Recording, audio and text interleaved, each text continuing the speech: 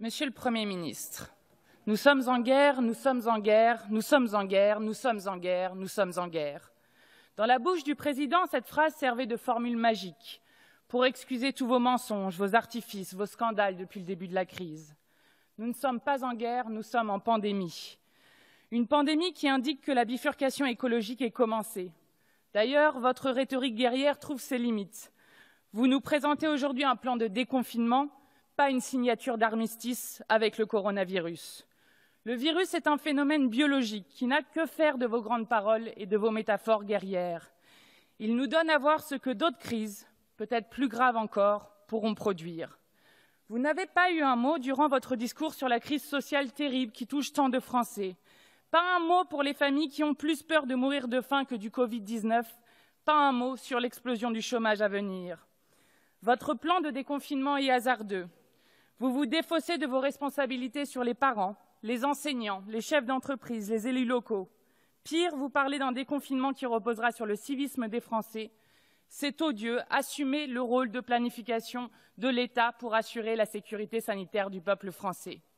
Et si nous étions véritablement en guerre, quel pitoyable chef de guerre vous seriez, qui laisse les soignants soi-disant au front sans munitions, avec des sacs poubelles en guise de surblouse, qui a livré des masques moisis en Outre-mer, qui a laissé les entreprises exposer leurs salariés, conduisant notamment au décès d'Aïcha, caissière à Carrefour des suites du Covid-19, qui laisse une partie de sa population dans l'angoisse de ne pas manger à sa faim. Oui, vous êtes en guerre, mais sûrement pas contre le coronavirus. Si nous étions en guerre, vous auriez nationalisé Luxfer, seul producteur de bouteilles d'oxygène médical en Europe, aujourd'hui fermé par la voracité des actionnaires, ou Famar, qui fabrique 12 médicaments d'intérêt thérapeutique majeur. Vous auriez réquisitionné les entreprises pour produire les tests et les masques, dont tout le monde sait maintenant que non, Madame Ndiaye, ils ne sont pas inutiles, ils nous font juste défaut. Si tel avait été le cas, vous auriez fait comme en 1916, où le Parlement a voté pour une taxe contre les profiteurs de guerre. Il s'agissait de faire payer les entreprises qui avaient profité du malheur national. Ils sont nombreux à se gaver actuellement et ils ont des noms. Amazon avec son PDG Jeff Bezos, qui a empoché 24 milliards d'euros depuis le début de la crise. OGF, entreprise de pompes funèbres, le profiteur de mort, qui a empoché 55 € par famille, qui se recueillait auprès du corps d'un proche. Il y en a beaucoup d'autres. Pendant ce temps, les aides-soignantes finissent le mois avec en moyenne 1 357 € net et 1 150 € pour les caissières quand elles sont en temps plein. Si nous étions en guerre, vous auriez fait comme en août 1914, en suspendant les loyers. À l'époque, le Parlement estimait inacceptable que des familles de combattants puissent être expulsées quand les autres risquaient leur vie pour le pays. Non, la seule guerre que vous menez, c'est celle contre l'intérêt général. Le Code du travail reste votre adversaire compulsif. Vous avez abrogé des RTT et jours de repos des salariés, vous vous attaquez aux 35 heures et au repos dominical, alors même que le nombre de chômeurs sera tel qu'il faut réduire le temps de travail pour travailler tous. Vous sanctionnez l'inspecteur Anthony Smith pour avoir fait juste son travail de défense des droits des travailleurs. Vous renflouez les caisses à coups de milliards des entreprises polluantes. 7 milliards à Air France quand on compte 39 millions seulement d'euros d'aide alimentaire pour nos concitoyens.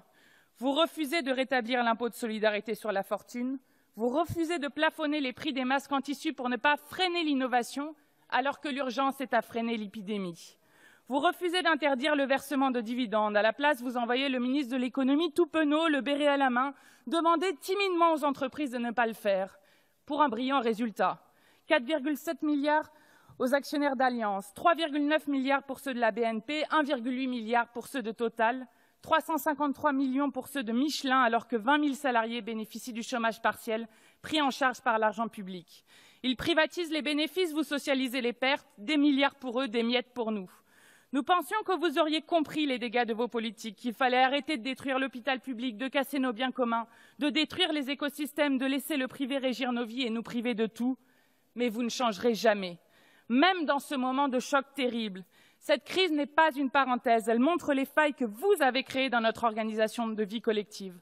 Alors revenir à la normale, revenir à ce qui est à la cause même de l'ampleur de la crise, revenir à un pays avec 9,8 millions de pauvres et un record de millionnaires en Europe, à un président qui méprise celles et ceux qui aujourd'hui assurent nos vies dignes, les soignants, les caissières, les éboueurs, les routiers, tous ces gens qui hier il y appelait les riens. Nous voyons déjà venir votre plan de relance qui fait pression sur nos écosystèmes. Nous voyons déjà surgir votre monde d'après, semblable à celui d'avant, encore plus prédateur, plus destructeur. Nous voulons un monde de paix, de solidarité qui respecte notre dignité. Nous voterons contre votre plan de déconfinement. Vous n'avez pas confiné notre colère. Pour nous, c'est plus jamais ça, plus jamais vous.